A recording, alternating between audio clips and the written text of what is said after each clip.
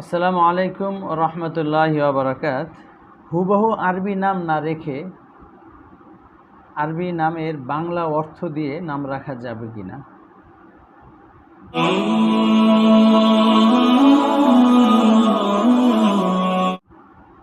এর উত্তর হলো, আল্লাহ রসুল সাল্লাল্লাহু আলাইহি সাল্লাম নাম রাখার ব্যাপারে প্রথম উৎসাহিত করেছেন আল্লাহর নামের শুরুতে আব্দ বা বান্দা যুক্ত করে নাম রাখাকে।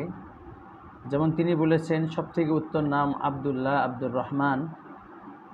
অর্থাৎ আল্লাহ তাআলা যে ৯৯ নাম আছে এর শুরুতে আব্দ যুক্ত করে দিলেন। আব্দুস সাত্তার, আব্দুল হান্নান, আব্দুল মান্নান, এই নামগুলো নামের র্যাঙ্কের দিক দিয়ে প্রথম স্থানে আছে। এরপরে কোনো নবীর নামের সাথে নাম মিশিয়ে রাখা, কোনো বড় সাহাবী এবং আল্লাহ ওলিদের নামের সাথে নাম মিশিয়ে রাখা।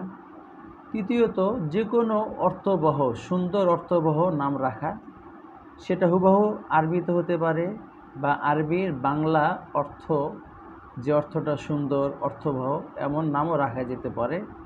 তবে হুবহু আরবিতে নাম রাখলে এটা বেশি সুন্দর, যেহেতু আরবিটা আমাদের ধর্মীয় ভাষা এবং এই নামের দ্বারাই ওই লোকটা যে মুসলিম তার একটা বড় প্রমাণ বা বহিঃপ্রকাশ হয়।